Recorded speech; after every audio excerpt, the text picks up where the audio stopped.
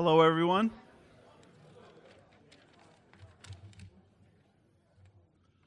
Thank you all for coming tonight. This is a very good crowd. We're glad to see you all here. For anyone that doesn't know, you are in the historic estate of Colonel Robert R. McCormick, who is our benefactor and the founder of the McCormick Foundation. So we can thank him for all that we get to enjoy out here at Cantigny Park. You've come out today for part of our Date with History lecture series. Tonight we will have Dr. Jennifer Keene. She is a professor of history and chair of the history department at Chapman University in California. She received her PhD in history from the Carnegie Mellon University and is a specialist in American military experience during World War I. She received the Wang Franklin Professorship for 2007 to 9, the highest faculty award given by Chapman University. Dr. Keene has also published 3 books on the American involvement in the First World War. Dr. Keene has also served as an associate editor for the Encyclopedia of War and American Society in 2005, which won the Society of Military History's prize for the best military reference book. She is on the advisory board of the International Society for the First World War Studies and serves as the book review editor for the Journal of First World War Studies. So you're going to have a very good professional expert lecture tonight, and we hope that you enjoy it very much. Thank you.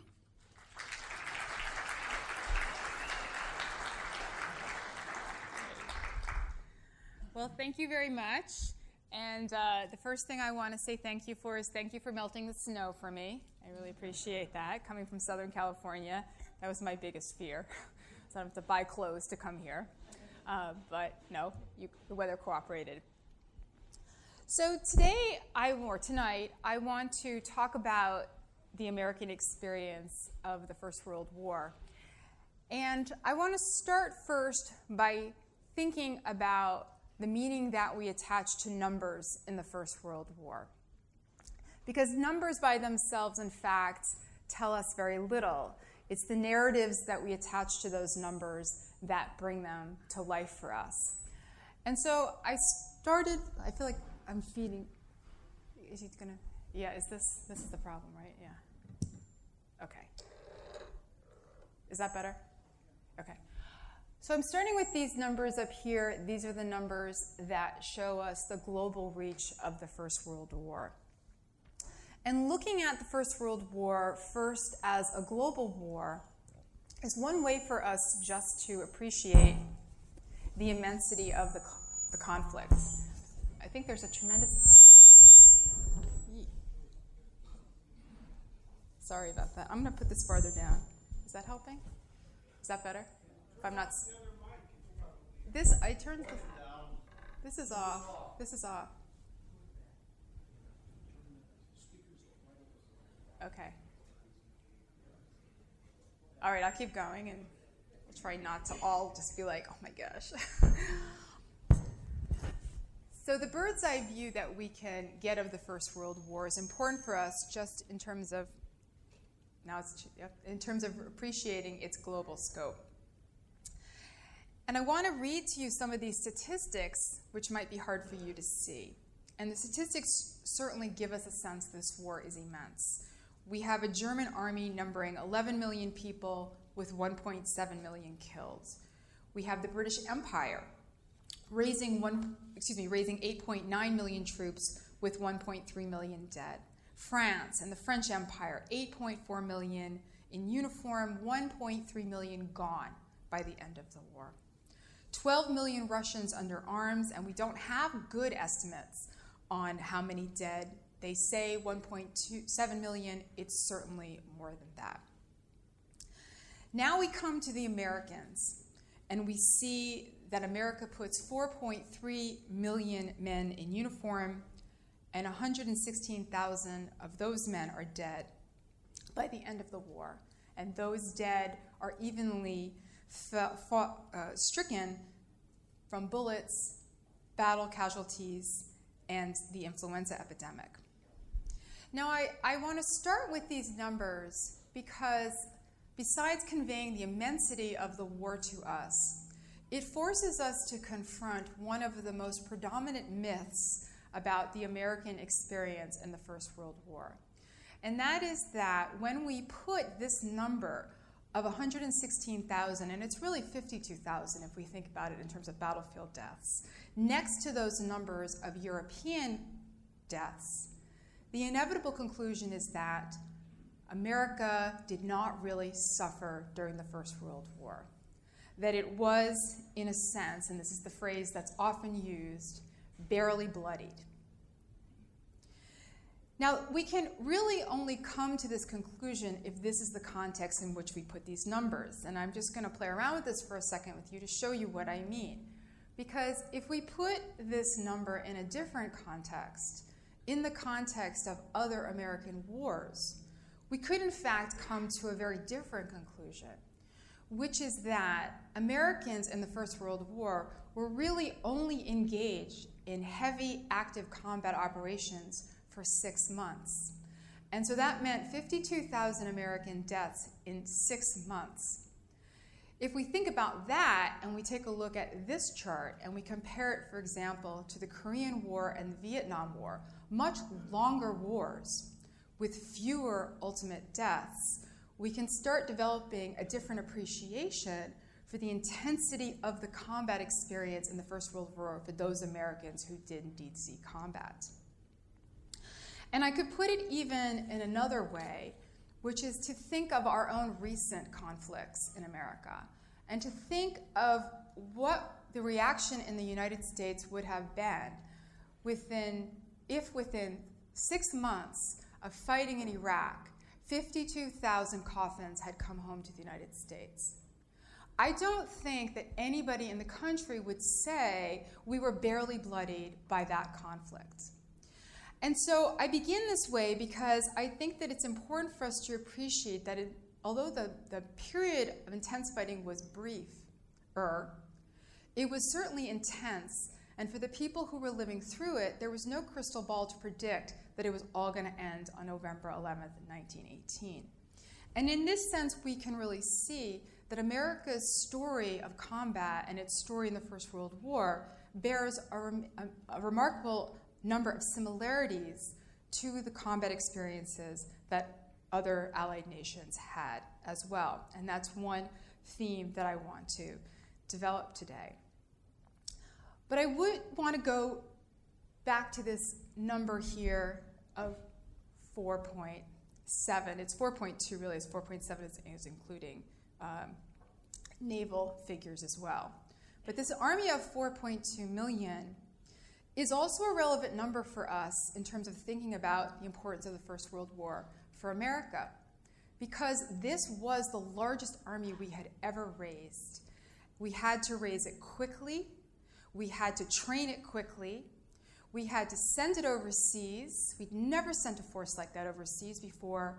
And we had to engage it in complex combat operations of the kind that required a tremendous amount of sophistication in order to fight effectively and without large loss of life. And so even in just the task that America had set out for itself, this war was very, very important. And so this is really the duality of the themes that I want to develop today, which is the idea of how does the American experience of war fit into the story of the First World War, and how does the story of the First World War fit into American history? And since I've spent my whole life talking about America in the war, I guess I can give it away at the beginning, which is to say that I believe that it mattered that Americans fought the First World War for the outcome of the war, and I believe that World War I mattered for Americans. And the problem is that we have just not been very good at remembering either of those things. Right? So let's think about this, and let's think about understanding this experience. I've started with big numbers, nations, but of course it's the individuals who have to actually do the fighting on the ground. And I want to start with some correspondence between a husband and a wife, a British soldier, Wilfred Cove, who was wounded in 1917. And while he recuperated, his wife Ethel wrote him a letter. And she wrote, I'm glad to hear from today's letter that you are practically mended now. What a mercy your eye was not permanently injured. I think of all our heroes, those who have lost their sight are the most to be pitied. And here what Ethel has done for us is she's epitomized what we can think about as being some of the most horrific parts of fighting in the First World War, poison gas. And poison gas became synonymous with the First World War in the spring of 1915 when the Germans exploded the first chlorine gas canisters into Allied lines in Belgium. They took the Canadian, French, and Algerian troops who were facing them completely by surprise. This was chlorine gas. The men panicked. They turned. They ran. And of course, as they ran, they were breathing even harder, inhaling even more gas, making it even more effective in terms of injuring them. And this hope for gas being the weapon that could break the trench deadlock along the Western Front did not materialize. Instead, what happens in the First World War is that gas just becomes another one of those weapons that makes an already miserable experience that much more so. And by the time Ethel's written this letter in 1917 to her husband, the thing that she's concerned about is mustard gas. And mustard gas is the most feared among soldiers because it doesn't have a distinctive smell, a distinctive color, and it doesn't dissipate quickly after it's been used. And mustard gas attacked moisture. And not to be overly graphic here this evening, but imagine all the places in your body where there is moisture. Those were places that mustard gas could attack. The eyes, under your arms, genitals, everywhere mustard gas could be. Now, this is our image of suffering in the First World War, this line of blindfolded men who have suffered a mustard gas attack going into the rear for treatment. And it is, I would say, a very appropriate way to enter into thinking about Americans' combat experience in the First World War, because Americans will come in 1917 and 1918 when gas is heavily in use along the Western Front. And we can see this in this set of standing orders to these new recruits about all the ways that they must behave in the trenches in order to safeguard themselves. And we can almost see this as the daily instructions for life. And if you dig down into some detail into the things that it's telling people, it's literally telling them how to move their bodies at every moment that they're in the trenches. Open the door this way. Close it that way. Sit here, not there. Drink this, not that. Put your gas mask on, and most importantly, don't take it off until somebody tells you to do it. And this will be one of the first lessons that American recruits who have been quickly trained will fail to heed. And that is because, as new recruits, discipline is not always what it should be, and the idea that you should just unquestioningly obey orders that an officer is giving to you will be one of the complications that the Army has as it prepares to fight. And one of the reasons for these overly complex list of rules is the fact that people who are training understand that in this situation, obeying military authority is literally a matter of life and death. The men who they're commanding do not always realize this.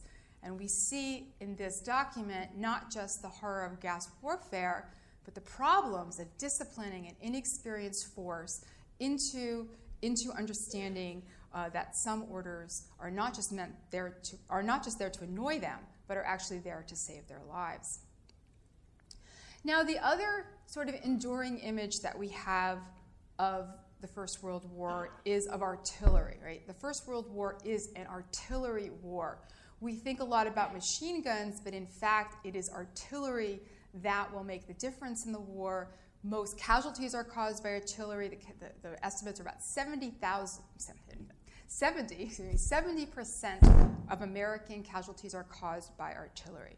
So artillery bombardments that is, along with gas, one of the signature characteristics of trench warfare. And here we can look at some letters again to help us understand what this experience meant to the individuals.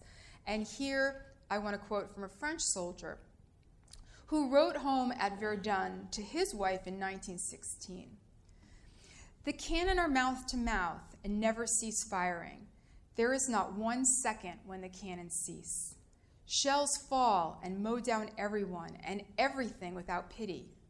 Here it is extermination on the ground without seeing the enemy. Soon we will be relieved. I wonder how I am still standing. Men look at one another with wild eyes. It takes a real effort to hold a conversation. Just as gas was a signature of French and British and German experiences that the Americans shared, this experience of intense artillery bombardments was another experience Americans shared. Here's a different letter. And this one I find quite interesting because the French soldier is writing to his wife, and he's trying to explain to her changes that are occurring to him so when she comes home, she will understand what he's been through. This American soldier writes to his local newspaper. He's not just trying to tell his family, he's trying to tell his town. There's going to be some differences in these guys when they come home. And this is what he writes. Some men who went through the big barrage still show the effects of it. Let a door slam and a big healthy man will jump as if stung. Another of our men were lying under a field under a small tree. The shells were landing all around him. One finally struck within a few feet of him, covering him with dirt. He waited for it to explode, knowing the uselessness of trying to escape and trying to prepare his mind for the bumping off of his body. Those seconds of agonized waiting for an expected tragedy may change a whole man's character. This bomb was also a dud, but the man today goes around with a strained face and seems always listening for something. Artillery and gas. If you look at admissions to veterans' hospitals in the United States in the 1920s, the two things that people are coming into those hospitals for are shell shock and gas-related tuberculosis, to give you a sense of how characteristic of this experience was. Now, I would hope, and I'm sure you would hope, that in writing this letter to his townsfolk, people would then be sympathetic when these men came home. But I can give you a sort of less than flattering story from my own family history, which is from my father, who was British and a school child in the 1930s. And he recalls that he had a teacher who was a shell-shocked veteran of the First World War, and there was nothing that the little boys didn't like more than to drop their books on the floor and watch this man dive under the desk. So not everybody's going to be sympathetic in the post-war period in terms of what they were going to. He hates when I tell that story, but I do think that it's actually very insightful here. Now, as difficult as separation was, reunion was also cause for concern. Here's Ethel to Wilfred again. 5 months is so short a time, dear, compared with those who've been out over a year. Yes, you'll see a great difference in the children. I know you must miss them. For I remember how we used to when we were away for just 2 weeks from them. Ethel, too, is concerned about this reunion. Now, Ethel worried that when he came home, Wilfred was not going to actually recognize his young daughters. We have an interesting example here of a British propaganda poster where we can see, in fact, there's a very different set of concerns that are being projected to men, right? In this poster, instead, Daddy, what did you do in the war? We imagine a different future relationship than a father not recognizing his children. We instead have depicted for us a relationship in which a daughter looks at her father with an almost accusatory question, asking him if, in fact, he did his part to save his nation during the Great War. And we get a sense from the way that he's sort of contemplatively looking into the future that he failed actually to step up. It's his son really at his feet playing with those toy soldiers who seems to better understand his masculine responsibility than his father does. Now, what's interesting about this type of propaganda, of which we can see much of during the war, is that these kinds of propaganda posters do not have any words of comfort for those children who lose their parents during the war, who lose their fathers. And I'm sorry to say that one of those people would indeed be Wilfred Cove, whose daughters never had a chance to ask their aging father what he did during the war. He was killed on March 7th, 1917, and he had a photograph of his 2 daughters in his pocket when he died. Now, what I've sort of laid out for you is clearly a portrait in which trench warfare is horrific, difficult, and that families enduring it are obviously aware of the strain. It's important to appreciate that this is known in 1917 when America enters the war. If we can build a case that Europe rushed into war in 1914 and nations didn't really understand what they were getting themselves into, and people enlisted, with the sort of ringing sound of patriotic phrases in their ears in 1914, this would be something that we can't see as comparable to the American situation. Because by 1917, America had debated for 2.5 years whether or not we should even enter this war. And Verdun, the Somme, gas, artillery, the fact of this kind of loss was well known in the United States, right? Americans understood in 1917 in a way that Europe did not understand in 1914, that in agreeing to fight in this war, that they understood what kind of a war it was, and they understood that it would take a massive effort to actually see their way to victory. So the question is, if people knew that it was so terrible, why did they actually agree to fight in it? How can we actually understand the motivation that American soldiers had as they entered the service? And there are lots of different answers to give to a question like this. Obviously, men who volunteer have one set of rationales for why they choose to step up. But the answer for 72% of American soldiers is that they were, in fact, conscripted. Right? I mentioned to you that America is going to create its largest army to date with 4.2 million men and give it a task that it had never given to an army before. But the other sort of new thing that's going to happen in the First World War is that we will use conscription from the very beginning of the war to raise the armed forces. And after December of 1917, conscription will be the way that the army actually raises its ranks. And this meant that America, in a sense, didn't have to encourage men to enlist. But that didn't mean that it didn't have to sell military service, because what it had to do was sell the idea of complying with conscription. Right? The last thing that the United States wanted was, after 2.5 years of debating this war, of people understanding the amount of sacrifice it would take to fight it, to have, once you introduce conscription, large numbers of people refusing to actually register for the draft. Right? That would be a terrible way to begin this war.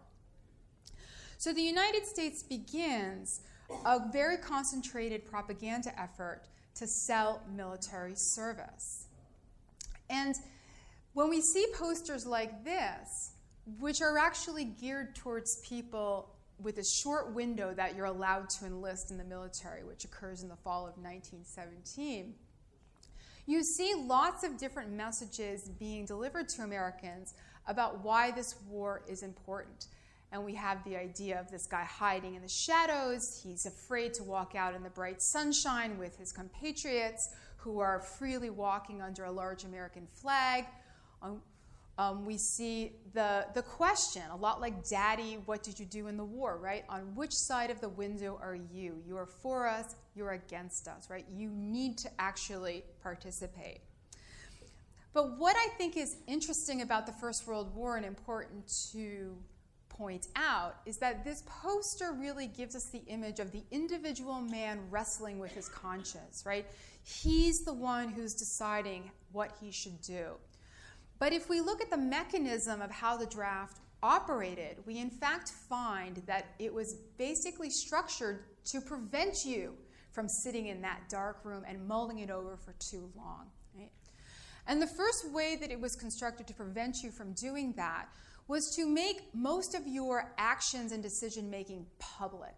Right? In June of 1917, there is a National Selective Service Registration Day. That means across the country, 25 million men go down to their city halls, to schools, to churches, to public squares. And in front of all of their friends and neighbors, they walk up and they register for the draft. Those people that decide not to show up get their names put in the newspaper. Right? There's not going to be a lot of time to really dwell it. By 1918, when there's the fear that some men have gotten deferments, by claiming they're working in factories and they're really not, we go through a few weeks of slacker raids, right? Where groups of vigilantes race into movie theaters and Nickelodeons and pull guys out who can't produce a draft card and round them up and bring them down to the police station. So there's going to be a tremendous amount of public pressure to comply with conscription, to make sure that, in fact, there will be very little dissent. There's they estimate that about 11% of men do not actually comply with the draft. But overwhelmingly, we would have to say that the United States is very successful, both in raising the men that it needs to quickly and in presenting the sort of public picture of compliance to not just the rest of America, but to the rest of the world. This matters in terms of raising the force, but I'm going to tell you a way in which it matters even more. Remember I began and I said, well, what difference does it make that America actually entered the First World War? And we can debate the actual significance of specific battlefield actions. But there is no doubt, and I don't think anybody disagrees with this, that Germany, in requesting an armistice of 1911, looked across at the Atlantic and only saw a future in which more Americans would be arriving. And the only reason they saw that is because of the successful implementation of conscription. If there had been draft riots, if there had been widespread evasion, if the government had really had to use its police powers in a strong way in order to get men to comply, Germany could have looked across and seen a very different scenario.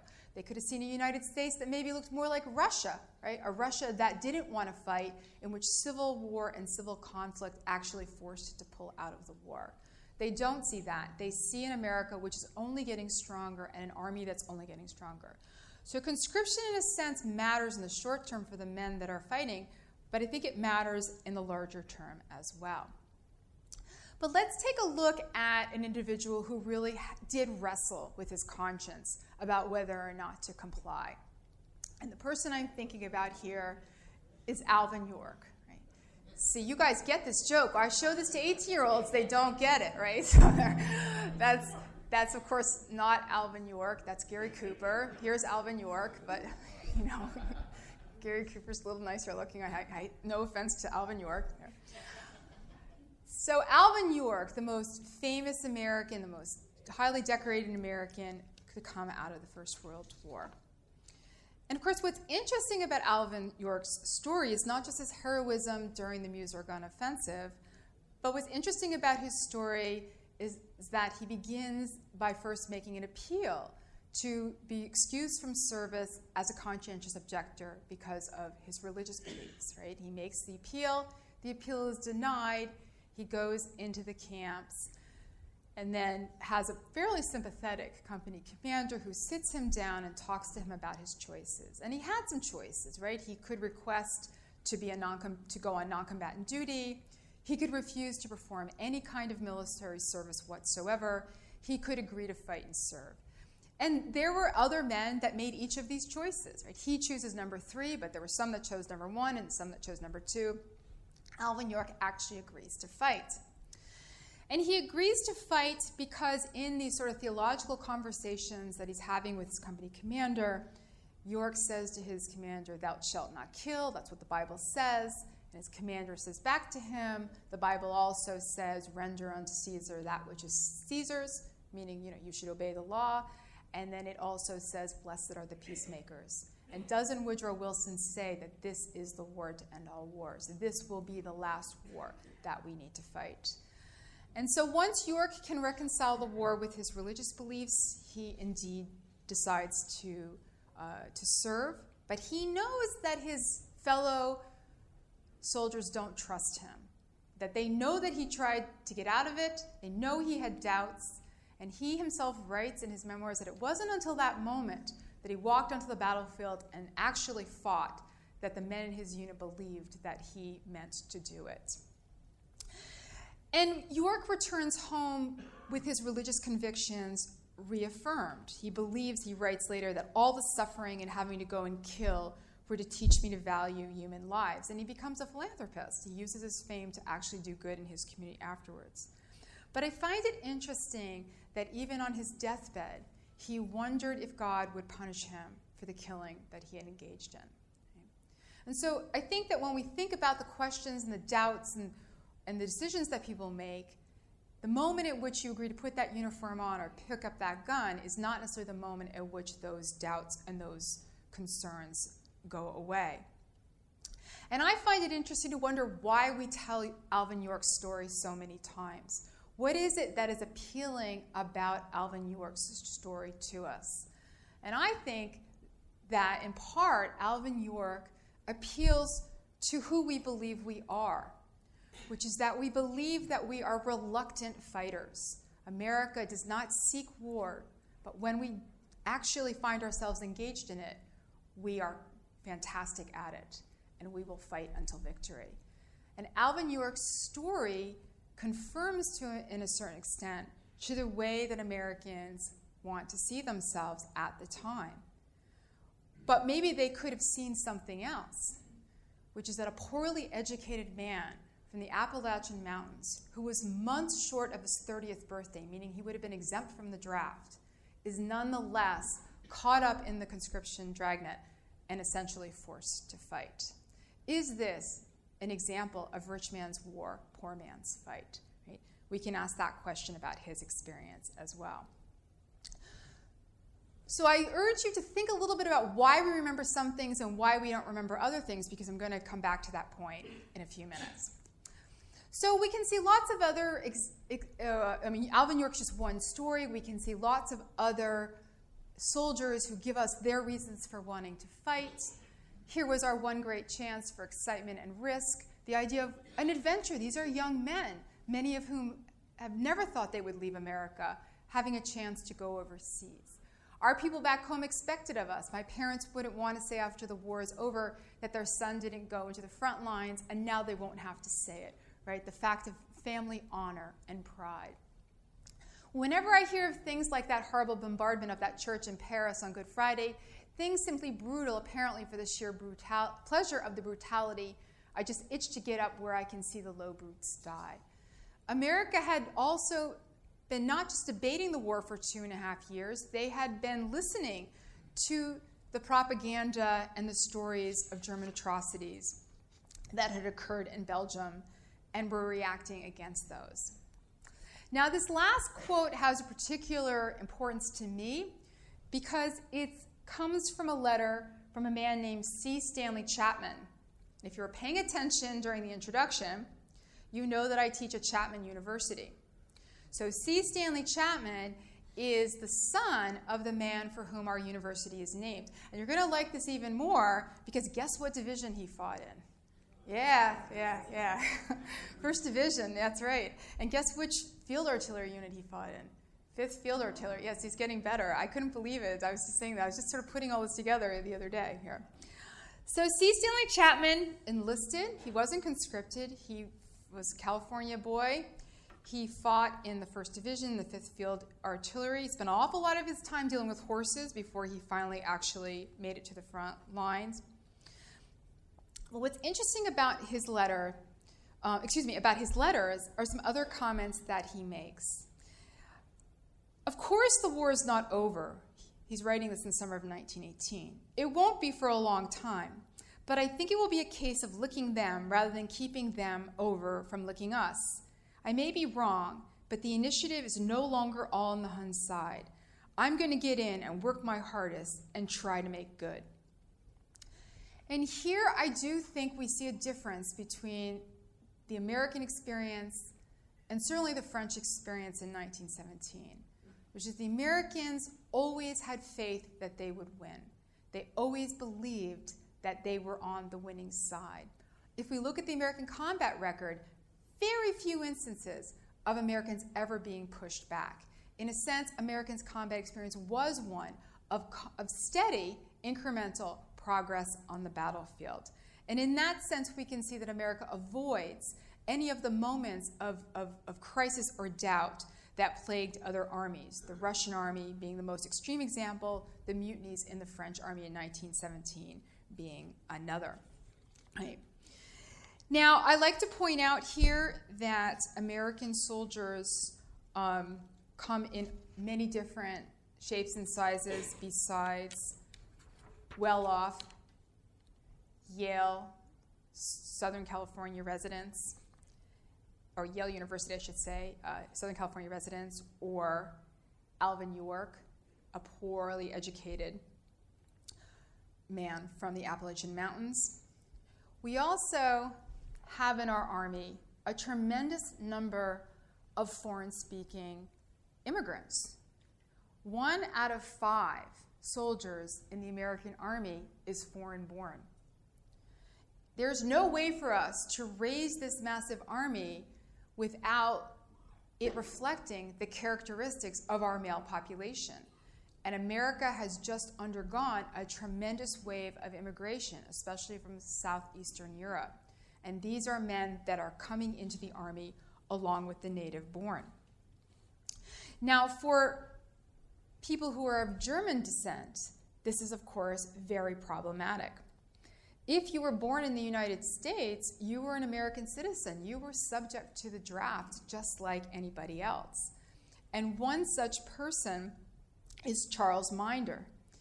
And Charles Minder is an interesting example because, again, I think he's somebody who really epitomizes this point that I was making earlier, which is that when did the doubts stop? Right? And for him, he had entered into the Army doing his patriotic duty. But he knew in his mind, in the back of his mind, that he had made a promise to his mother that nobody else knew he had made. And the promise he had made to her was that when he got to the battlefield, he would not fire his weapon. And he had made that promise to her. She had begged him for that promise because she had brothers who were still living in Germany. And her biggest fear was that he might accidentally end up killing members of his own family on the other side. And he carried that promise with him into battle and pretty much kept it until September 28th, when he's part of a machine gun crew. He's protecting some infantry that's advancing. He sees a German machine gun crew firing down on them. He realizes where they're located, and he fires his weapon, and he takes out the whole machine gun nest. So now he's broken this promise to his mother. And he walks forward and walks towards this machine gun nest. And he says to himself, what if I did it? What if I did exactly what my mother actually feared? And he goes up to a man face down and turns him over and looks at his face. And he writes, of course he was not Uncle Franz, but I kept thinking of him in the German lines and my cousin there too. An officer came along and started hollering at me. This is how well he had camouflaged it. The officer's hollering at me. What the hell are you doing there? This is no time for souvenir hunting.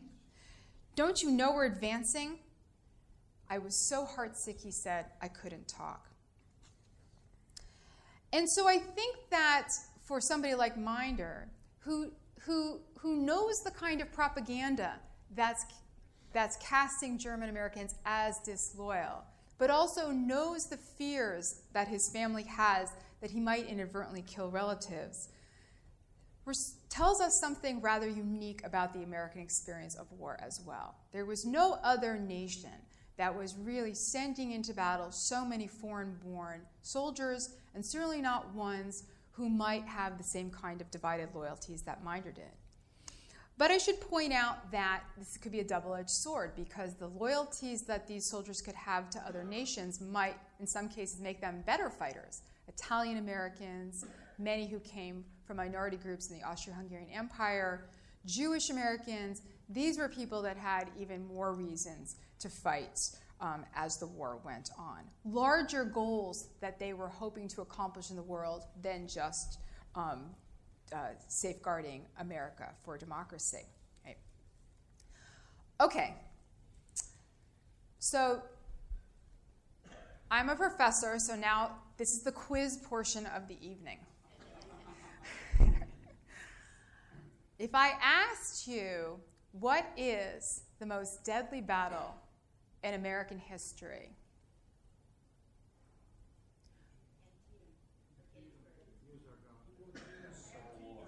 So we would say Antietam is the bloodiest day in American military history, Antietam, right? But if I had a door prize, you would get it, right?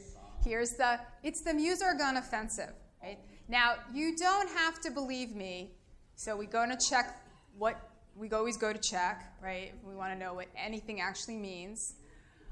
Yes, we all do it, so just know.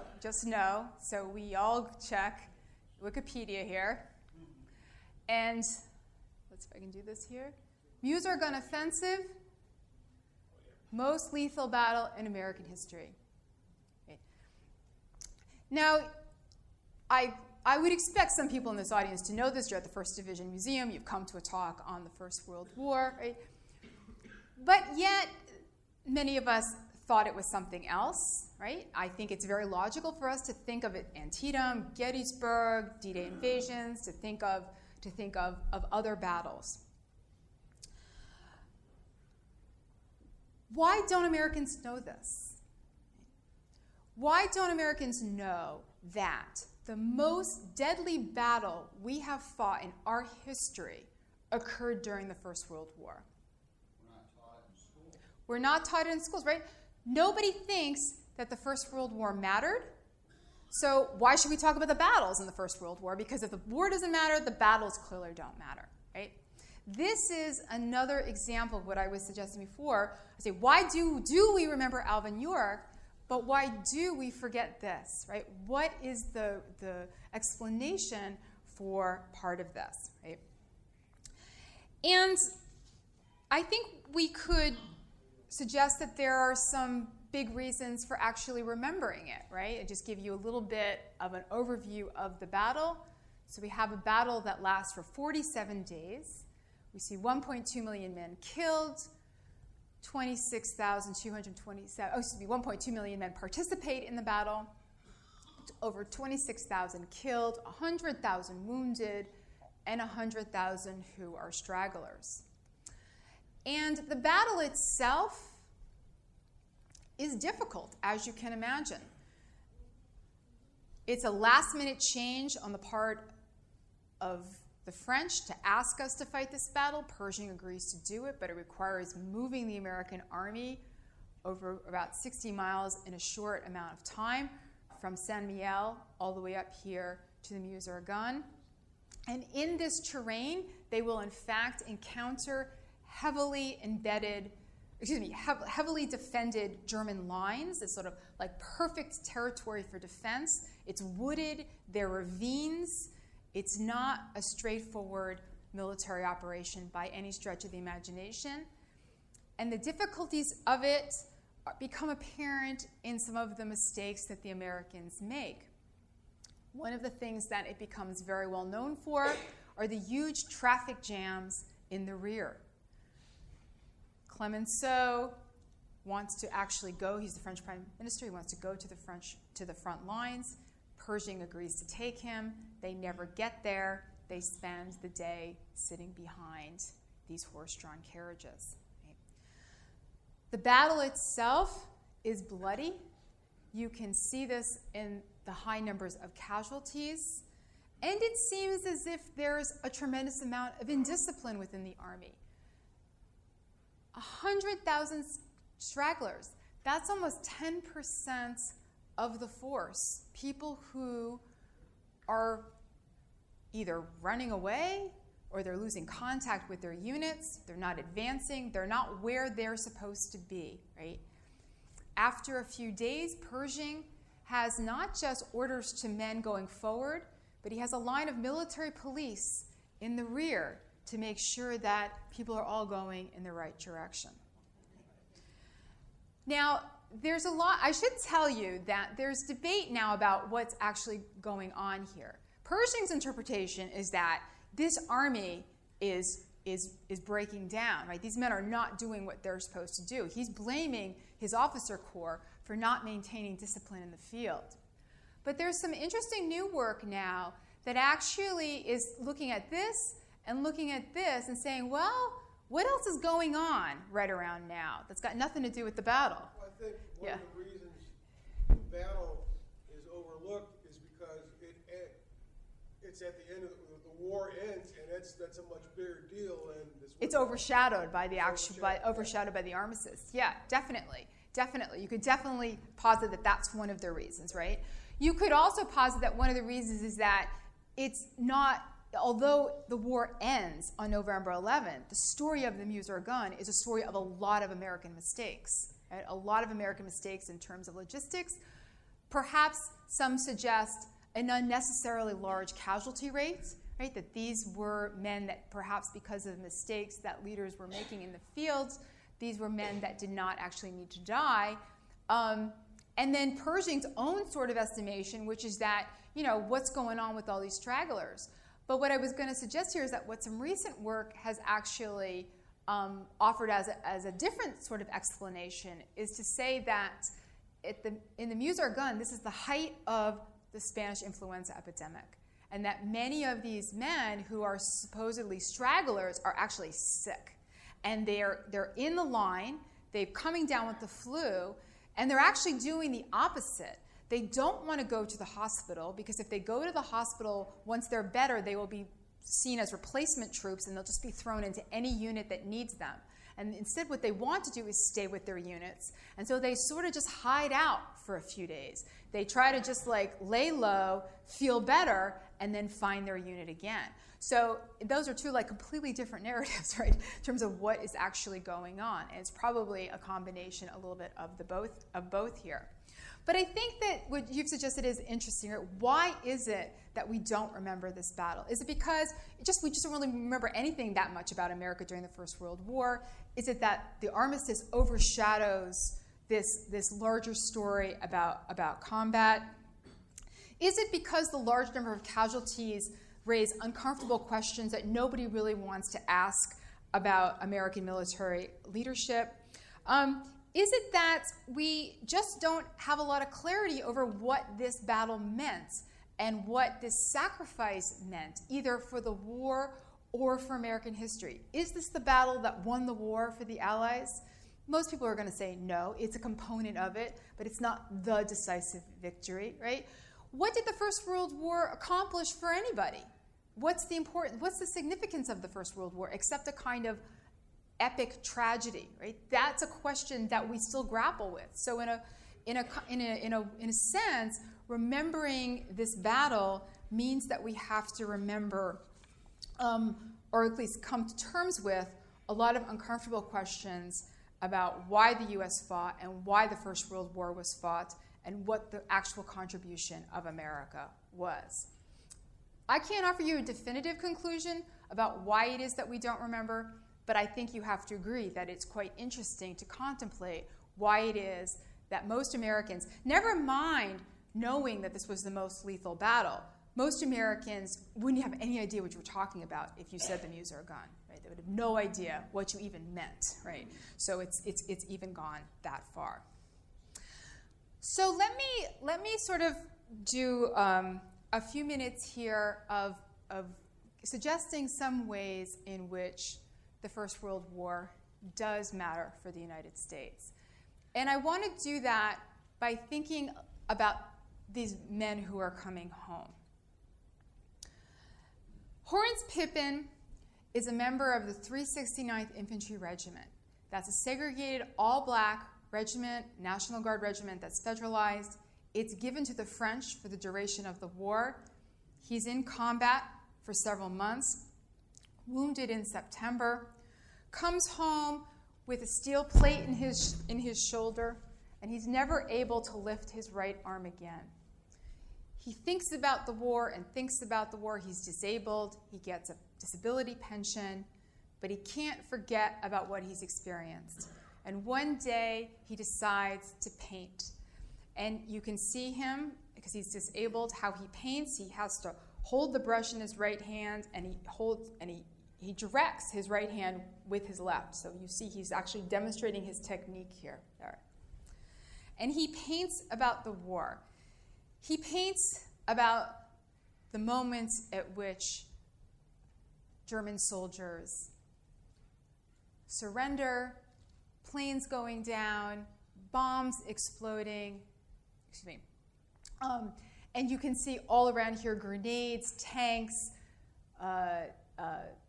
different types, helmets, different types of technology that he's encountered during the course of this war. And I think that Pippin's story is a good segue for us from the actual experience of combat to thinking about the significance of what that war experience is going to mean for the United States. Pippin's story tells us a lot about individual suffering, but it tells us something else. It tells us about the importance of remembering that this is a segregated army and that there's tremendous racism within the American military. He comes home a decorated war hero. The medals he wears do not come from the American army. They come from the French army. It's the French army that has recognized him. But he also comes home wounded, and he does need something from America. He needs veterans benefits, right? He needs, in fact, his disability pension, which he gets. And this matters for us because in the post-war period, veterans will come home to their lives, but they will also come home and organize political movements. And they will be very active in American politics in the 1920s and the 1930s. And there will be two areas that draw most veteran attention in the 1920s and 1930s. And those are securing veterans' benefits and the fight for civil rights. Now, they aren't all veterans involved in both of those movements, but there are enough veterans involved in both of those movements to really transform the trajectory of those movements in 20th century American history. Now, the first one comes in the form of veterans' benefits. Veterans, after the First World War, don't just want disability benefits. They don't just want hospitalization benefits. They want something called adjusted compensation. They argue that they went to war, they went through all these experiences, and they got paid $30 a day. People who stayed at home, worked in factories, $30 a month, thank you. That would have been a lot, $30 a day. I'm glad you're still listening, that's good. I work for $30 a day. $30 a month, thank you. Especially people who stayed at home, who worked, but mostly the people who owned the munitions factories, the banks, made tremendous profits during the war. What do they want? They want the government to redistribute the wealth that war has created. They want the government to take this money from the war profiteers and redistribute it to the individual soldiers who fought or served. You didn't actually have to have fought to receive an adjusted compensation certificate. You could just have served. They launch this campaign. They get their wish in 1924 in the form of a bond. You see this up here, the adjusted compensation certificate. It means they don't get cash in 1924. What they get is a bond. It's kind of an IOU from the government. And it says, government owes you a bunch of money. In most cases, it's about $1,200. And they will pay you in 1945. So it's a 20-year bond, right? Yeah. That sounds like the government, doesn't it? But for a lot of guys in 1924, they go, it's not such a bad deal because I can borrow against it, and it'll be life insurance for me, and I'll be old in 1945, so I'll be able to cash it in. So people accept that as a reasonable settlement. Okay? Now, the second big campaign that goes on is the one for civil rights. And of course, this is primarily concerning African American veterans who come home with a very different view of the world. For the 200,000 who have gone to France, they've lived in a more racially egalitarian society. They've been influenced by the heavy emphasis on spreading democracy in the wartime rhetoric. And they also come home with new organizations and opportunities to organize, especially through the NAACP. And again, it's worth sort of considering here that the NAACP was only founded in 1909. So it was a very young organization when these veterans came home. And there's not necessarily a guarantee that it was going to become the premier civil rights organization in American society. And in part, it becomes that because of the large numbers of African American veterans who joined in 1919. And so we have throughout the 1920s these kind of two campaigns that veterans are involved in. One is transforming the civil rights movement into a much more legal-based, integration now, militant movement than it had been. And the other, of course, is in a sense emphasizing the importance of redistributing wealth in order to treat veterans fairly in the post-war period. And these two movements are separate until 1932. And then in 1932, something important happens, the Bonus March on Washington, D.C. And of course, at the height of the Great Depression, most veterans, black and white, got adjusted compensation certificates. Most veterans who are down on their luck say, I don't actually think I want to wait till 1945 anymore. I think I would really like my money now. And this leads to the whole genesis of this March on Washington, this encampment for 6 weeks in the shadow of the White House. And it's an integrated march. There are white and black veterans that march together demanding immediate payment of their adjusted compensation certificate. Now, if you know anything about the history of the Bonus March, you know that it doesn't end well. In fact, they are pushed out of the city violently. Douglas MacArthur, who's chief of staff, sort of leads a force that evicts them from the city, and they sort of scatter to the winds, and it seems as if the whole thing has come crashing down. Now, veterans do end up getting their bonus in 1936. FDR will eventually, during the Roosevelt administration, they will eventually get it. But the Bonus March is significant for a few reasons that really, I think, get at the heart of how World War I transforms American society. The first is that the Veterans of Foreign Wars becomes the organization that many bonus marchers flock to. And it's the Veterans of Foreign Wars, along with people like Huey Long and Father Coughlin, who are the people that are on the left side of the New Deal. And they are the people that are really pushing on Roosevelt to enact the kind of redistributive policies that he does during his administration, like Social Security and unemployment insurance. And so if we think about the New Deal as creating this sort of revolution in redistributing income, we could really argue that veterans were at the forefront of that with their demand first for adjusted compensation, and then secondly, the way in which their organizations enter into that debate in the 1930s. But perhaps the most important thing here is that this becomes an important lesson to remember. And so fast forward a few years, and now we're in 1944, another world war, 12 million men in uniform. Those men are about to come home. And what is Congress thinking about? GI Bill of Rights, exactly. We don't want these guys organizing a march on Washington, right? That's going to be bad news. So they create the GI Bill of Rights with the American Legion, which is very influential in terms of writing the legislation and pushing it through. And this is a comprehensive set of benefits to World War I veterans that, honestly, if you know this history about World War I, is like, word for word, we are not going to repeat the mistakes of the past. We are going to treat this generation differently from the generation before.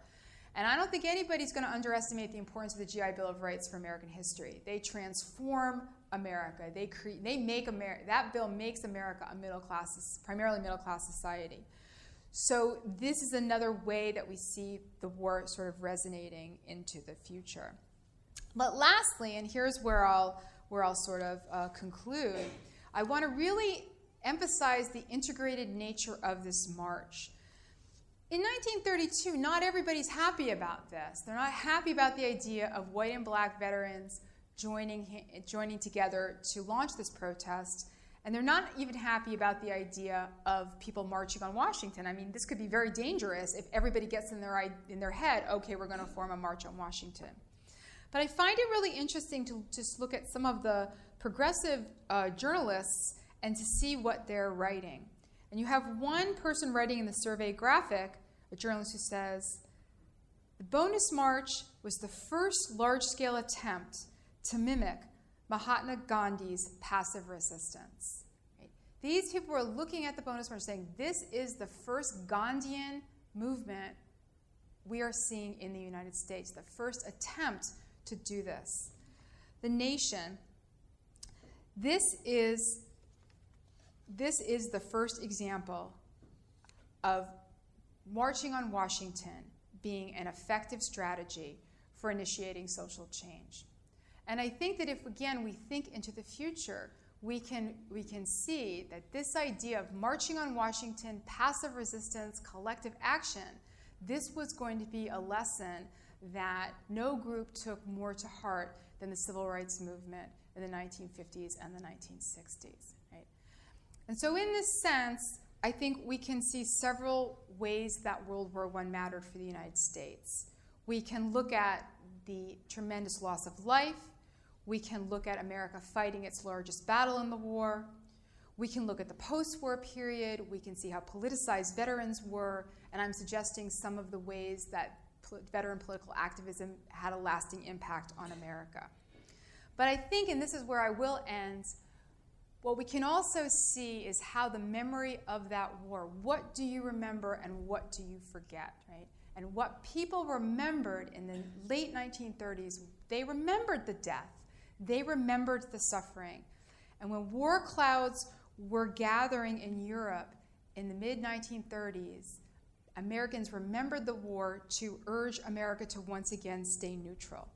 And this painting, Parade to War allegory, is really a warning to stay out of any future conflicts. And if we see this couple going off to war and the young boys enthusiastically following these soldiers who are marching away, it's at the margins in the shadows that are harder to see that we see a grieving mother, it's very dark here, and we see a grieving widow whom the policeman is actually preventing from warning the couple about what the future might entail. And if we go back to the men and we look at their faces, we realize that they are turning into corpses before our very eyes. Right? And here, I think the message is clear, at least this painting, which is that participation in the war, or in any war for that matter, is almost always a story of countless personal tragedy. Thank you very much.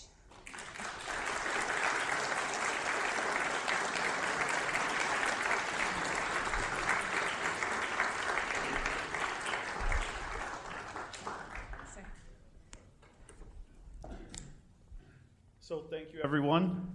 We'd like to offer right now a little Q&A with the audience. Laura, who will be walking around with some microphones. So if you have a question, please raise your hand, and we'll get a microphone to you. We'll start right here. Yes, Doctor. In your studies of, have you studied much the strategic thoughts of the generals and whatnot? Are you familiar with the work of Wolfgang Forster, German archivist? No. All right. Just thought I'm annotating a book of his. I was just wondering. Oh, okay. Right. Yeah. No, sorry. Thank you. Yeah.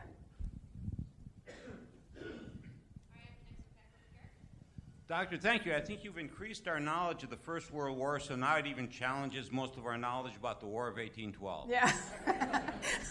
I recently watched a series of documentaries about World War I, and it answered one of the questions I'd always had about it, and I'm hoping it was the wrong answer, so I'm going to ask you instead. What was the purpose of the pike helmets that the Germans wore? Well, I know that they basically had to abandon them because of shrapnel and because of artillery, but in terms of why they're actually wearing those helmets, yeah.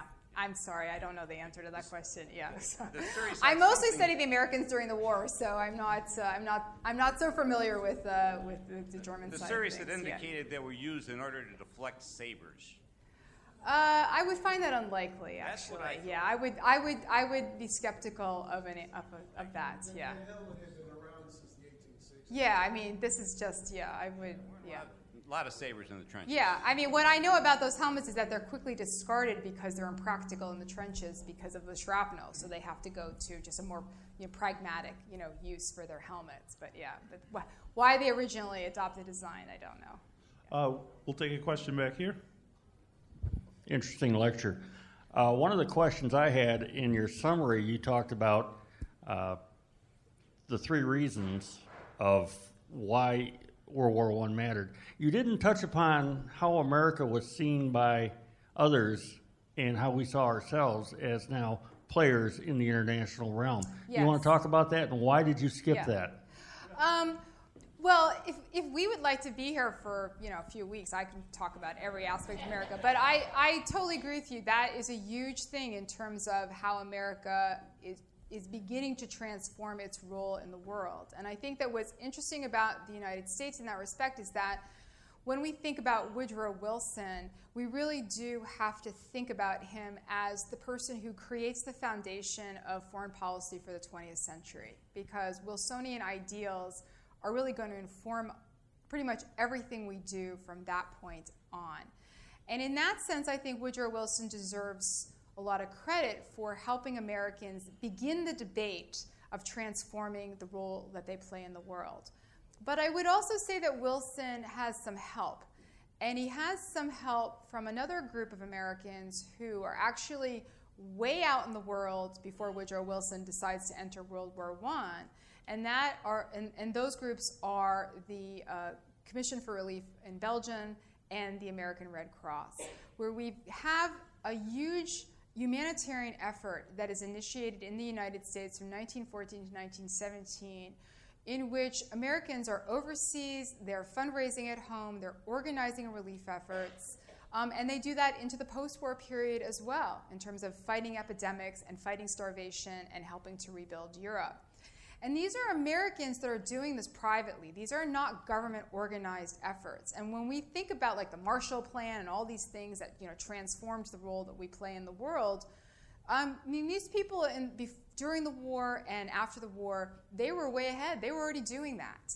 So I think that when we think about the war in terms of what you're positing, Americans reimagining the role that they could play, and the war really being instrumental in that we should see that Wilson is not alone in defining that vision for Americans, that there are other people who are doing it. But we should also recognize that it's a contested idea, right? I mean, Wilson does not get the Versailles Treaty ratified because people are nervous about the way that the League of Nations might redefine what America can do or the role that it plays in the world. And they're nervous about the idea of getting dragged into future conflicts as a result of, joining any sort of collective security agreements. So I would say that World War I, in that sense, starts America on that path. But I personally believe that it's World War II that really seals the deal in terms of transforming that role. That was a long answer, but see, I told you didn't have to talk about it. Okay, our next question in the back there. To answer your question about the Pickelhaben, the Germans' war. Oh, that's his question. Yeah, right. Go ahead. Right. It was simply decoration. That's what I would imagine. After the Franco-Prussian War, for example, up until 1870, we copied the French. Yeah. After the Franco-Prussian War, we copied the Germans. And guess what the Americans are wearing from about 1875 until 1900? Spiked helmets. There's a beautiful picture of the World's Fair in Chicago in '93, and here's these lines of troops marching. They're all Americans. Yep. So we're going to take the next question up here. Yeah, when we read about and hear about World War I, we hear about the agony and the misery of the trenches, whether it's the British, the French, the German trenches, and they all did them a little differently. Never hear anything about American trenches, and I think anyway, we were more of an offensive factor toward the end of the war. Were there any American trenches, and did the Americans ever fight in any kind of a trench warfare at all? Americans did fight in trench warfare because, first of all, Americans, when they went to France, weren't immediately in their own sector of the front. They weren't immediately in command of their own operations. They did training with French soldiers, with British soldiers in trench warfare. It's true that for much of the American experience, especially in the Meuse Argonne, where they're more on the offensive and their real problem is more the logistics of combined arms offensive. How are you actually going to work artillery, infantry, air support in an effective, coordinated way to support forward momentum? That is definitely going to be much more of the Americans' challenge than that kind of sustained trench warfare, right? But in those operations, artillery and gas will still be the primary challenges that they face. But you're right, in terms of that sort of endless rotation of trench warfare and going out and being, and mass casualties and gaining 6 inches of ground, that is not the kind of war that America fights, because in a sense nobody fights that war in 1918. In 1918, that war is over. It's a new war now. In 1918, people have figured out how to break the trench deadlock, right? That's what the Germans do in the spring of 1918, right? They almost get to Paris because they figure out how to do it. So in a sense, that idea of the trench stalemate doesn't apply to anybody in 1918, right? So in that sense, I would say their experience is not dissimilar from the French, British, German experience of 1918. We'll take the next question over here. Dr. Keene, I want to comment on the way you began your talk tonight was exposing us to the numbers, the casualties, the battlefield deaths, and so forth. I was quite taken by the number of other deaths other than battlefield. Could you comment a little bit to us about those are quite staggering numbers, I felt they were. One thinks of people, men involved in the battles as being young, otherwise healthy. And why would those numbers be so heavy? You're thinking about the other let me go back to the chart that you had. Yeah. Sorry, I'm going to go all the way back. Is that on the first chart here? Yeah. Yeah, so this is where we actually see the breakdown of disease, right, in terms of, and if you look at this number for the First World War, we have, 53,000 battlefield deaths, and then we see, a large number of mostly influenza deaths, but not only influenza, measles, right? We've just had a big scare with measles in this country, right? Measles, there were terrible problems with measles in the American Army. And this is where you can really see the influence of modern medicine as you go through the centuries, right? So when you get to Korea and Vietnam, you have many fewer deaths by disease. And of course, another reason I should point out for the declining numbers of battlefield deaths is also better evacuation from the battlefield, right? And when you get to Vietnam in a helicopter war, you can be evacuated almost immediately to a surgical unit, right? If you're falling in the Meuse Argonne offensive, it's going to take maybe somebody a day to find you, another day to carry you in the back, and by that point, who knows what your chances are, right?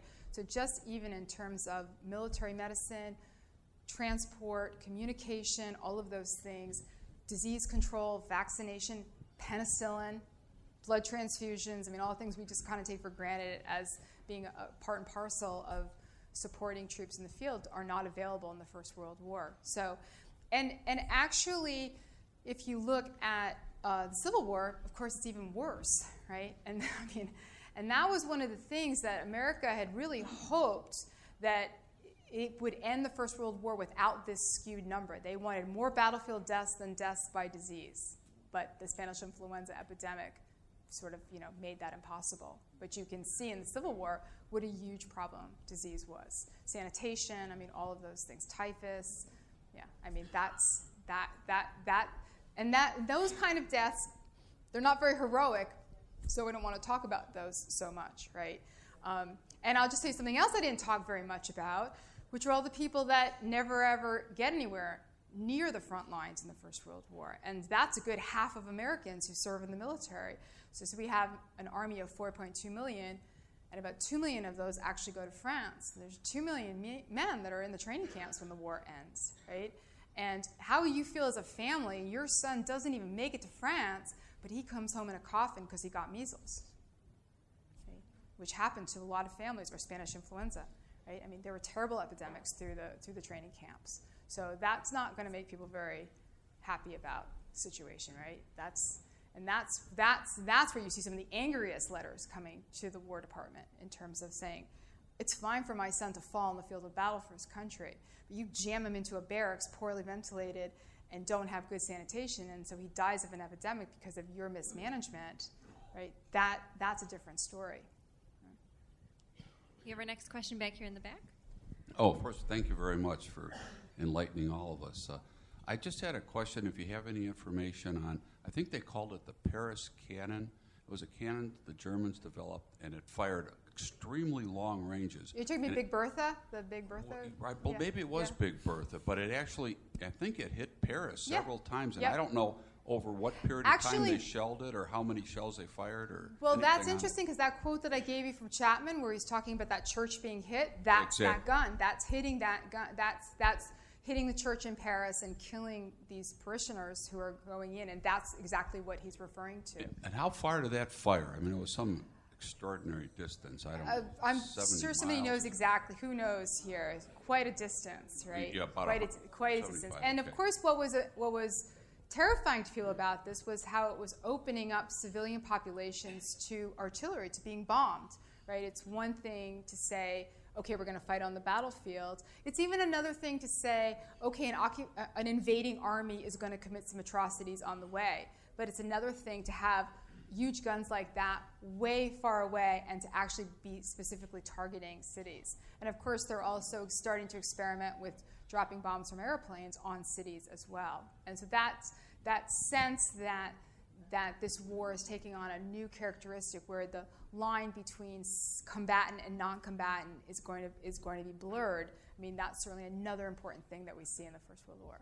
Now, I would just point out that as much as Chapman writes and discussed about this happening, you know, America is part of this blockade of Germany in 1918, in which there's been very little work done on the high numbers of civilians who are starving in Germany during this time. And we talk about disease and problems there, that, again, those were numbers that were really undercounted in the post-war period because nobody wants to hear it, right? There's no way to get reparations from the Allies for civilian deaths that they've inflicted, and they're much harder to actually measure. And so that's a quite new area of research where there are some people now really looking into the effects of the blockade on the civilian German population, which I think will be quite interesting, you know, to kind of match up against these other stories. Our next question up here. Hi, Dr. Keene. So we've just honored the beginning of World War I in 1914. Many Americans didn't even realize that was even to be recognized. We have a National World War I Museum in Kansas City. Yep. Most Americans don't even know we have one. Then if they do, they go, it's in Washington, D.C. No, it's not. I'm teaching high school students. Yeah. I get to start this unit when we get back from break. What do you, as a college professor, hope that if you would have my students come into your classroom, what would you want them to be aware of? What would be the big picture I would things? want them to know that the Lusitania did not cause America to enter World War I. I mean, my first thing. Right? No, but joking aside, the thing that I say to students is that we live in a moment that parallels, in so many respects, the World War I period, that we need to think about how to understand our own world better by looking back, right? We have fought a war in Iraq and Afghanistan. We debated it. There was argument about that. People did not agree about what we were doing there. That happened in World War I. When we went there, people were saying Bush is the new Wilson. The goals that he gave, nation building, spreading democracy, this was something Woodrow Wilson gave to America back then. Then we had the Patriot Act. We are subject to 9/11, internal sabotage, terrorism. In World War I, in the period of neutrality, there are German spies. They're blowing things up. We have the Espionage Act, the Sedition Act. People are worried. And it's not enough to say, well, they were hysterical and we're rational, right? It's that, how do we balance national security with civil liberties? It's a dilemma. And they had that dilemma as well, right? They had that dilemma as well. How accepting are we of reaching our goal of racial integration and racial justice, right? I mean, that in 1919, it's called Red Summer because of the number of race riots there are across the United States, the sense that the status quo has been destabilized, and we can't tolerate this, right? I mean, we've just had a series of very unfortunate incidences of high-profile African-American male deaths. There's a sense that, we are struggling with those issues. So I think that for me, the way that I try to approach with my students is to help them see the relevancy of the war. because, and I think that's our goal with history always. And the thing about it is when you talk about American wars, you talk about the Revolution, we got our country. You talk about the Civil War, we ended slavery, right? You talk about World War II, we defeated fascism, America became a world power. You've got like some kind of shorthand thing for why it matters for us today. World War I is tougher because it's a little more nuanced, but I think in some ways that makes it even more important, right? 19th Amendment, women can vote. 18th Amendment, we have prohibition. See, I could go on all night, but I mean, you see, literally. But I think in that sense, it's all around us and just not recognized because in a sense it's more. So I don't know if that helps you or not, but I find that it often helps to think about the connections to today and how our post 9/11 environment actually makes this war more important for us to understand rather than less important to understand. Next question over here.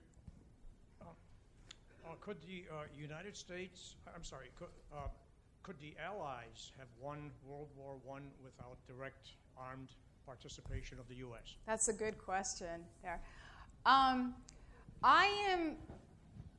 am going to say no. I think that they couldn't have. I think that it's a controversial stand to take, but I think that it was important for several reasons. One was that the entry of the United States into the war guaranteed the unfettered financial backing of the Allied side by the United States. The second thing was that the U.S. Navy, through participating in the convoy system, taking goods overseas, basically thwarted the Germans' ability to use its U-boats to cut that supply line with the United States. I think, thirdly, of course, we provided the manpower advantage once Russia left the war, and as I sort of spoke about earlier, this sense that that faucet was on and those men were just going to keep coming and coming and coming, right? And then fourthly, I put that we did succeed on the battlefield. The cost was high, but Americans did win. And that sense that Americans were capable fighters and were actually not just numbers on the Allied side, but were actually effective partners on the Allied side was very important in the strategic thinking of the Germans that this was the time to ask for an armistice before the Allied armies had actually set foot on German soil. So I think that it was very important, and I would say that, counterfactual history is always tough. Well, then the last thing I was going to say was in terms of the way that the American entry into the war bucked up the French. I mean, the French mutinied in 1917, and Pétain said to the French soldier, "Wait for the Americans." And they did not launch another offensive until the Americans got there. So, would the French army have laid down their arms and refused to fight? Probably not. But they were having a lot of trouble in terms of getting their army to go forward. But saying that America was pivotal to the Allied victory is not the same thing as saying America won the war for the Allies. I'll leave it at that. Okay, so we have one last question here in the back, and then I think we'll throw a towel after that. Yeah. No way. We can talk about this all night. One of the things that wasn't mentioned is a little palace in France called Versailles in 1919. And everything that was done was pretty much thrown away by the politicians at that point. I mean, there was this 19-year-old kid from French Indochina who nobody would listen to. Right. So he went off to Russia and got Communist Party card number 1. And whoever heard of Ho Chi Minh? Yeah. And you've got, France and England especially dividing up Southwest Asia.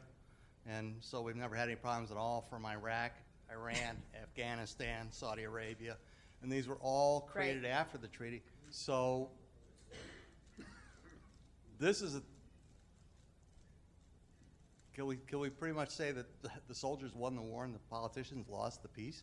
Yeah, and I think that's right, and I think it's a great way to think about why people stopped seeing wars as effective ways to solve political problems, right? I mean, if you go to 1914, if you want to have a long conversation, we could talk about 1914, right, about why the First World War even began. But a sort of shorthand answer is that in 1914, European statesmen were still living in a world where they could believe that wars would gain them political advantage, that they could actually, increase not just territory, but status and power and position through fighting a war. And I think that from Versailles on, people did not, at Versailles, how could you have made that cost worth it, right? How could you have really said, this is the peace settlement that makes this war worth the cost to the country? It was almost an impossible set of challenges, right? Not to mention to get everybody to agree, in that sense. So yes, I think it's hard to disentangle the First World War from the word tragedy, from pretty much start to finish. You have to feel that still is, in a sense, the very appropriate narrative to attach to it. But I guess since this may be my last word on this, I think that the important point that I really hope you leave with today is that it is our mistake to not remember the importance of the First World War for American history. And we make our own decisions about what to remember and why to remember them. And I will stand by what I said earlier, that in the post-9/11 world, this is the reason to remember World War I for us now. Not because it happened 100 years ago, which is just a kind of accident of dates. But really, this is the war, more so than Vietnam, more so than World War II, that has the most to tell us about our own times and the challenges that we face today. Okay, I really stopped. Thank you.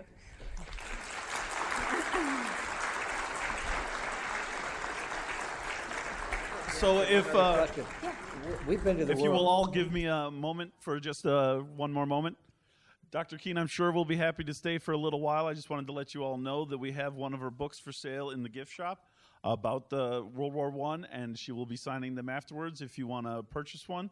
And also just to thank her very much for coming out. We don't necessarily offer much, but we give you a little token of our gratitude. Thank you very much. And then I just wanted to let you guys know the upcoming... Yeah. We have some upcoming events that you might be interested in, seeing as you are all here today. The next thing we have going on, brought to us by our Cantini American Legion Post 556. They'll be doing a pancake breakfast this Sunday, so please come out, support that. That's a very worthwhile thing to do. Also, the American Legion Post here also supports the Midwest Shelter for Homeless Veterans here in Wheaton. So they are always collecting some donations at the back of the room at each of our events. And if you have some extra change and want to support that, please drop that in the mailbox in the back over there. The next Date with History lecture that we're going to do is on May 6th. And it's going to be about this gentleman on the left here. His name is Glenn King, and he is a bombardier from World War II. He has a book written about his experiences during World War II, so he's going to be here along with the author who helped him write this to tell his story. So please come for that. We are also partnering this year. This year is the 60th anniversary of the foundation of the park and the foundation, and so in part of that, we are partnering with WTTW to bring you a film, The Last Days in Vietnam. We'll be showing that in the 1st Division Museum on the 16th of April in the evening. The doors will open at 6 p.m. and we'll start the movie at 6:30, so we hope to see you there for that if you're interested in that. We also are doing something to honor the 70th anniversary of Victory in Europe for World War II, which is the 8th of May this year. And so we're going to have a Victory in Europe swing dance and dinner. So we're going to have dancing, we're going to have a dance lesson, there's going to be a buffet, lots of good music, things of the time, so I hope you would come out for that, and that's going to be a lot of fun. We also this year, it's the 50th anniversary of the division's deployment to Vietnam. So in honor of that, we are hosting a special exhibit through this year that will begin on the 16th of May called 5 Years in the Jungle, which is the 1st Division story of its service in Vietnam. So we hope that you'll come back to the museum and see that. That'll be going through November, so you've got some time to check it out. But I think you guys will find that very interesting. And then thank you very much for coming out on an evening and joining us and partaking in this lecture series that we do. And thank you again to Dr. Keene for coming out.